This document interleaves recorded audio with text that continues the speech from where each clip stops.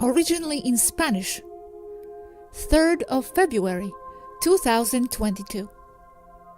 Part of the conversation with Alenym Alexandra I of Temmer, Taygetan leader and ambassador representative of the High Council of Alcyone. Is it worth it to fight more for the world? How do you see it? I don't have the answer. I think that's something personal, to want to save your dignity and your soul.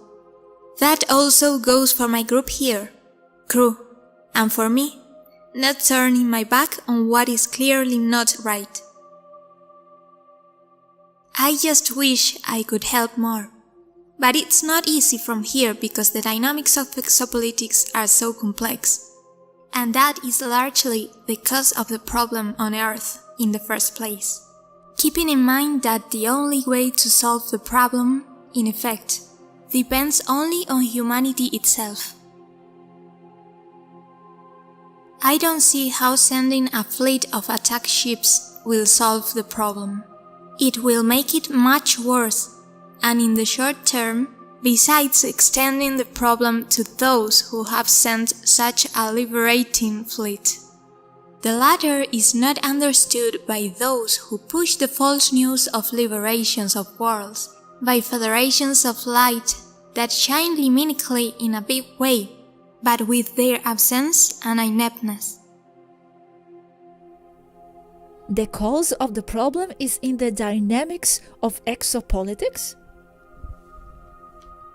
From the angle or point of view of someone here of Earth, yes. Understanding and validating Yashi as well. I think the same, because all those liberation of Ceres, Venus, etc. never have any consequences for the mankind. Not only do they not have an impact on the benefit of humanity, but they would have a serious impact on the societies engaged in such liberations. Interesting point that this would extend the problem to the liberators. Why would this be so? Because everything they do would revert. From one point of view, they are liberating a planet.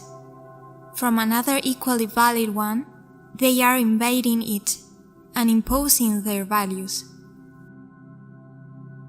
And this will only cause interaction problems among the other races with which the one that liberates worlds has to interact, with subsequent mutual accusations, and will be reflected in a decrease of trust, an increase of ostracism towards that race that is perceived as warlike and invasive. I have never considered this point. Interesting. War will only bring more war. There is also the important point that if a planet is forcibly liberated, its inhabitants will not have changed their own mentality that made them compatible to that situation, inexorably repeating itself later in the short or medium term. And for a positive mindset change for the population, many people who are stuck or entrenched in old paradigms of thinking will have to withdraw from Earth. I mean, they will have to die and not reincarnate with the same values there. But with new values which are guided with non-earthly mentors, yes? With mentors it is better, discreet and behind the curtain. We and you are some of those mentors. The point here is that humanity is always being told about the liberation of worlds, and that sounds fantastic and convenient as a quick fix, but it will never be final. And they are never told what would happen to the civilization that assists in that liberation. The civilization that liberates worlds ends up being subdued by the complex circumstances of the exopolitical reality in space. The human public isn't aware of this problem. How would they know if no one tells them? Yes, I never thought about it, yes. Interesting point. We never touched on it, the implications of freeing a planet. I imagine that when they say that, they assume that the races would be doing it by reaching some sort of an agreement together, not just one race doing it by being brave rebels. And by agreement it is done, which only ends up making the problem of the repercussions even more serious, since it will affect a whole group, united by a mutual council, causing a deterioration in the personal and public perception of the inhabitants of each one of those worlds, added to the already mentioned ostracism and deterioration of exopolitical relations with other councils. Regarding the Federation, the problem is that as above, so below. There are interests that are not compatible, I imagine. That is why there is no consensus. If a larger body, such as the United Federation of Planets, liberates any world, it will lead to another big problem. That such a super-political body has acquired too much power, and even among ethical advanced civilizations, that lends itself to abuses, loss of jurisdictions, and ending up in a highly amoral situation, inviting tyranny on a large scale. And that is something we may be facing precisely today. I like these new points that we haven't considered before. It's that, Alenym, you manage very well the exopolitics angle because of your position. And it's a very good topic to share with the public, the point of view of someone who is in the middle of pure exopolitical scene. Yes, this subject, seen from this angle, has never been touched by anyone on Earth. So you could say that liberating worlds brings the same kind of problems when you are going to liberate countries on Earth. Although we know that they will never really liberate anything.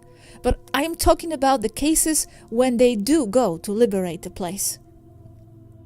Exactly. We see it on Earth on a different scale. It only creates problems. Liberation of Libya, Iraq, etc. Another point is that of the extraction of people. This goes hand in hand with the liberation of worlds. Any liberation by force is a war, and wars bring refugees.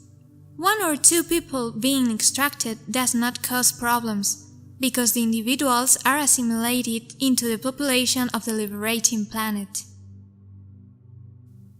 However, when they come in a larger number, and I'm only talking about a few people, less than 10 inclusive, clans and groups are formed, communities of refugees.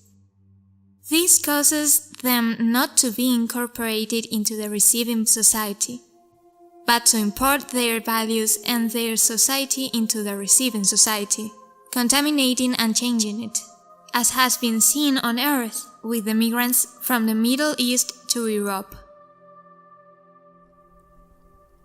But doesn't this happen anyway? We have said that there are always cultural influences between races. Could it be enriching rather than contaminating? And it happens too. However, experience tells us that it depends on people, and whether something is enriching or not is subjective and depends on complex points of view. Experience teaches us that this cultural insertion is not positive, being that those who have a greater total aggressiveness, even within their own personality, as it happens with the groups of refugees precisely, will be those who will impose their rules on a peaceful native population. Some arrive with a refugee mentality that society owes them, that they should be helped, and arriving with a mentality of over-survival, of not allowing themselves to be manipulated or abused. It causes a bad combination with a local population with historically comfortable lives.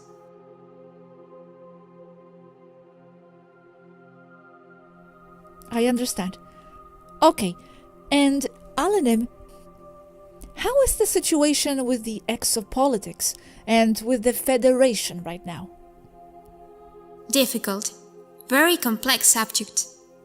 Nobody agrees. A lot of time gets wasted. Nobody arrives at anything or little. The problem is that the consensus is that, whether we like it or not, an enormous majority of the Matrix inhabitants, or mind controlled by the terrestrial Satanist cabal Illuminati, will have to withdraw from the Earth.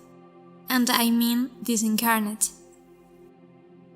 Not that I agree, but yes, they see it convenient for the majority to disincarnate. This lends itself to them being more permissive with what is happening. Even so, the Satanist Illuminati cabal will have to withdraw. So, people disincarnating could be useful. But how can they go to other planets if it is said that they only go where their frequency dictates, and not knowing of other worlds, they will want to return to Earth?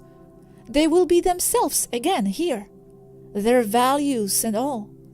That part is not clear to me. Then they would have to heal and evolve on higher planes before they could reincarnate on Earth or elsewhere. However, as has been said before, the work of spiritual advancement has to be done while alive, which connects us back to the inescapable fact that humanity should evolve in its own way and learn from its own values. This prevents, from yet another angle, the liberation of worlds as many desire and falsely claim is taking place. This is why that information is false. Whoever spreads it lacks knowledge of how civilizations in space function.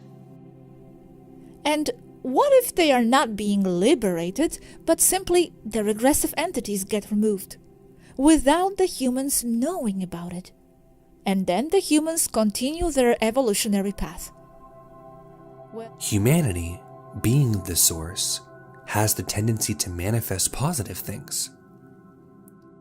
What is the use of removing regressive entities if it is humanity itself that forms and will form them again? If humanity moves forward, they themselves will dissolve the entities they have previously created, simply for lack of creative attention. Again, the control is in human hands.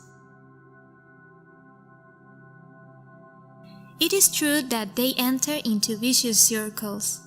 In that case, it is the harshness of life, the obstacles and challenges that will cause the inspiration and motivation not to commit the same mistakes again.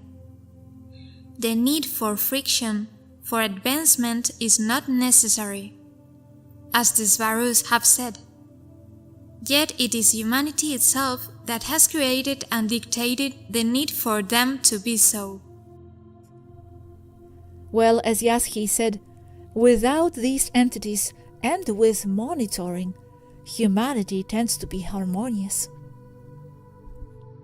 That is why mentors are necessary, because without mentors like yourselves, humanity would not have a contrast. They would not be able to see or know that there are other options. A vicious cycle occurs when you have nothing but the same data over and over again, which will inevitably make you fall into the same mistakes. The Federation will not intervene as humanity is erroneously told. Cruel as it sounds or not, humanity will have to solve the problem alone, even with the great suffering it will cause. Only with the help of mentors for the few who will listen. Humanity lacks the capacity to listen to mentors on a large scale, even if a mentor should only be a role model. Continuing with the same question, Jurisdiction regarding what happens on Earth is lost high up in the upper floors of the Federation bureaucracy, since they are not physically in one place or in a council room. You don't even know what race they belong to or what their names are. This is worsened by the use of remote presence technology, which helps them to hide. And this also lends itself to the thought or consideration of the real possibility that whoever is at the top is just a misguided artificial intelligence by the procrastination and slowness of the bureaucracy itself.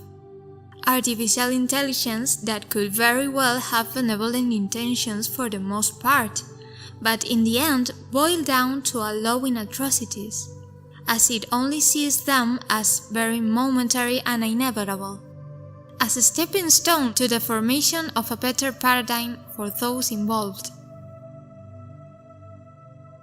The great time slip between worlds adds to the bureaucracy and the deterioration of organizational capacities among or of the members.